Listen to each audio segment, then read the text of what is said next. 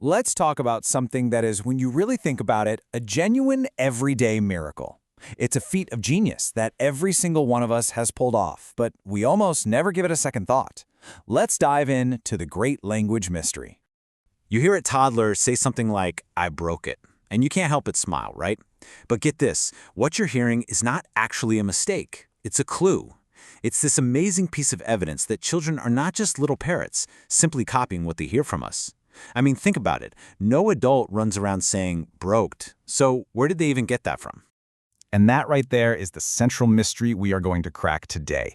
How does a tiny human brain, one that's still working out the logistics of a spoon, manage to master one of the most complex systems on the planet? We're talking about a system with thousands of words, super intricate grammatical rules, and they learn it all in just a few years. It's a truly fascinating puzzle. So to even begin to solve this mystery, we first have to appreciate the sheer scale of the challenge. See, learning a language isn't just about memorizing words. Oh no, it is a massive, multi-layered system, and somehow kids have to master all of its parts at the same time. Just think about all the plates they have to keep spinning. First, there are the basic sounds of a language. That's phonology. Then they have to learn how to actually build words, like adding an S to make something plural. That's morphology. Then they have to learn the meaning of thousands of words, semantics. And they have to learn the grammatical rules for stringing them all together into sentences. That's syntax. And as if that's not enough, they also have to learn the social rules. You know, how to take turns in a conversation, how to be polite. It is a monumental task. So the big question is, how in the world is this possible? Well, for decades, researchers have been debating this, and two major theories emerged as our prime suspects in this case. So let's meet them. So in one corner, you have the practice theory. This is your classic nurture argument. The idea here is that kids learn to talk pretty much the way they learn anything else, by imitating adults, getting positive reinforcement like a smile or praise when they say something right, and just practice, practice, practice. And in the other corner, you have the blueprint theory. This is the nature side of the debate, and it claims that we're actually born with the ability for language already hardwired into our brains. This blueprint theory, also called the nativist perspective, was made famous by the linguist Noam Chomsky. He proposed this wild idea that we are all born with something he called a language acquisition device, or an LAD for short. The best way to think of it is like a brand new computer that comes with a special operating system already installed, one designed for one thing and one thing only: learning language. And this is a pretty cool way to visualize that idea. It's like a little black box in the brain. All the linguistic information from the environment, everything the child hears, goes in one side. The LAD processes it all using its built-in universal grammar, and then, out the other side comes the child's incredible ability to understand and produce language. It's like we're biologically programmed for this from the start. But then, a third suspect entered the scene: the teamwork theory. This is also known as the interactionist perspective. And this theory kind of looks at the other two and says, hey, why does it have to be one or the other? It argues that language development isn't an either-or situation. Instead, it's a collaboration, a product of the dynamic interplay between a child's natural-born abilities and the rich, talkative world they grow up in. Okay, so we've got our suspects lined up. Now it's time for us to play detective. We're going to follow the timeline of a child's development and look for the clues that either support or totally challenge these theories. The first huge piece of evidence is the timeline itself. It is amazing. All around the world, babies follow a remarkably similar path. They start cooing around 2 months. Then between 4 and 6 months, they start babbling, making sounds like baba or dada. The first real word usually pops up right around their first birthday. And from there, things just take off. This universal sequence is some pretty strong evidence that there's a biological blueprint at work. And when I say things take off, I mean they hit the gas hard. Around 18 to 24 months, this thing called the naming explosion happens. You can really see it on this chart. That jump is just massive. A toddler's vocabulary can absolutely skyrocket.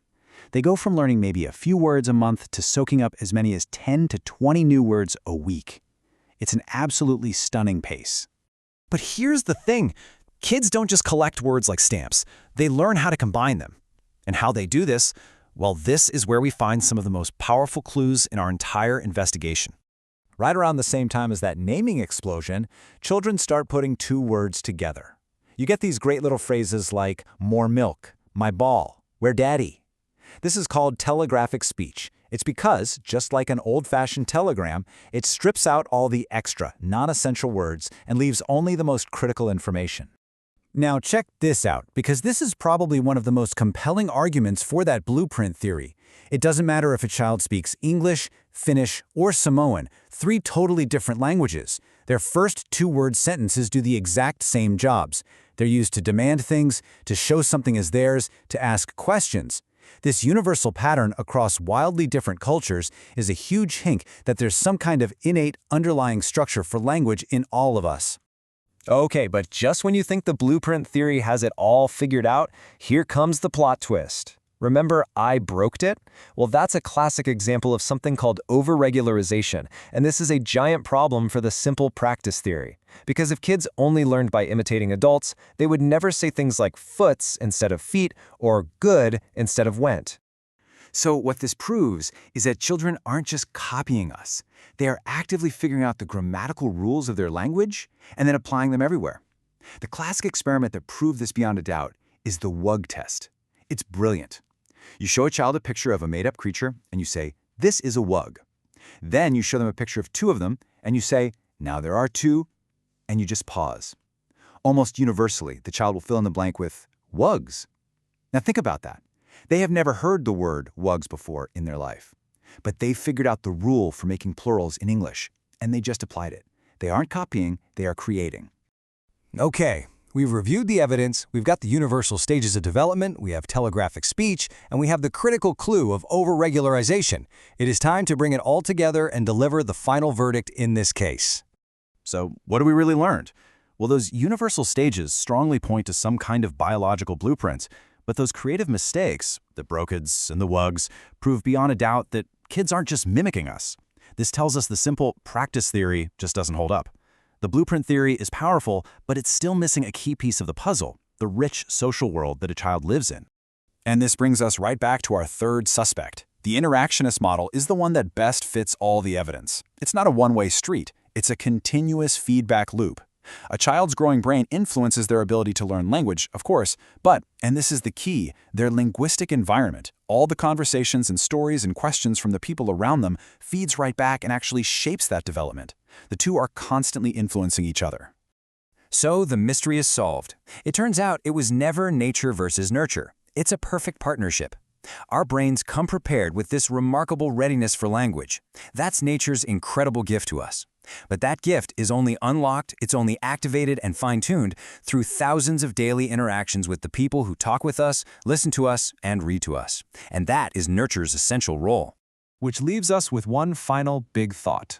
This beautiful dance between our biology and our environment is how we learn to speak. But language is just the beginning, isn't it? What other uniquely human abilities, things like creativity or empathy or ability to solve complex problems, are unlocked by this very same perfect partnership? That's something to think about.